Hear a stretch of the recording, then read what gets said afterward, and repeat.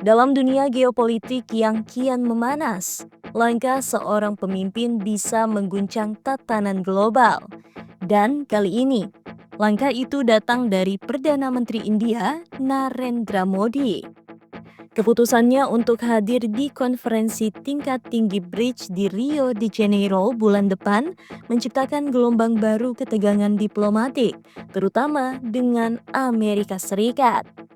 Washington sedang mengawasi Modi dengan sangat ketat dan alasannya bukan sekedar protokol internasional, tapi karena satu kata yang sangat ditakuti oleh Amerika Serikat, dedolarisasi.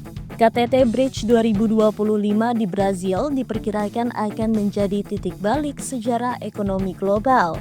Dengan kehadiran India, Brazil, Rusia, Tiongkok, dan Afrika Selatan, dan sekarang dengan anggota tambahan seperti Mesir, Ethiopia, dan Iran, BRICS mewakili lebih dari 50% populasi dunia dan 39% dari PDB global.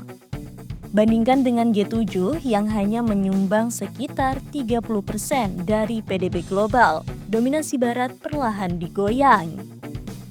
Salah satu agenda utama yang membuat Washington gelisah adalah rencana BRICS menciptakan mata uang alternatif untuk menggantikan dominasi dolar Amerika Serikat.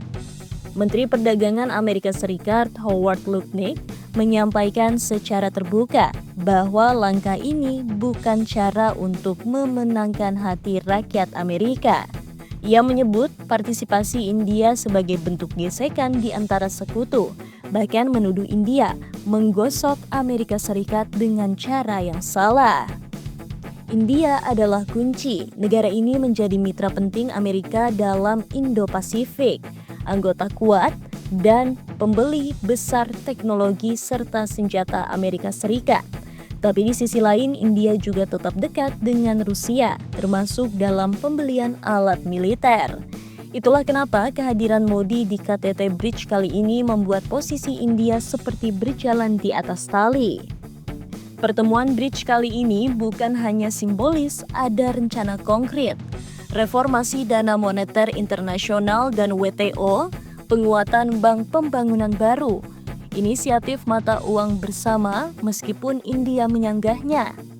Banyak analis menyebut ini sebagai momen Rio Reset. Momen di mana dunia non-barat melawan dominasi ekonomi barat.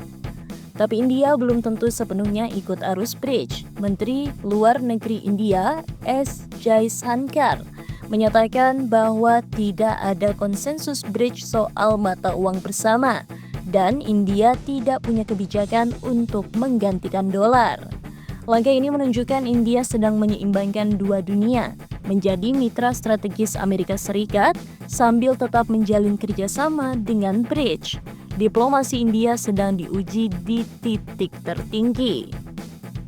Bukan hanya soal ekonomi, ada juga potensi pertemuan antara Modi dan Presiden Tiongkok Xi Jinping di sela-sela KTT BRICS.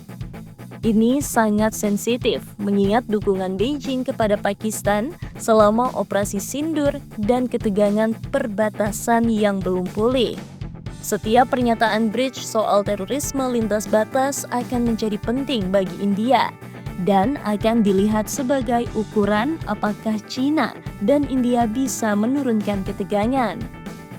Dengan meningkatnya tekanan dari Washington, ada kekhawatiran bahwa Amerika Serikat akan menggunakan sanksi atau hambatan dagang terhadap India jika Modi terlalu dekat dengan agenda dedolarisasi BRICS. Sementara itu, negosiasi perdagangan bilateral Amerika Serikat-India masih berlangsung dan diharapkan selesai sebelum 7 Juli, tepat sebelum tarif baru diberlakukan. Pertemuan Jaishankar dan Menteri Luar Negeri Amerika Serikat Marco Rubio pada 1 Juli mendatang akan menjadi penentu. Langkah Modi ke KTT BRICS bukan sekedar menghadiri pertemuan. Ini adalah simbol dari dunia multipolar yang terus tumbuh dan dari negara-negara yang berusaha mengatur ulang tatanan global. Apakah Modi bisa menyeimbangkan kepentingan India di antara dua kutub kekuatan dunia? Ataukah ini menjadi awal dari pergeseran besar ke arah timur?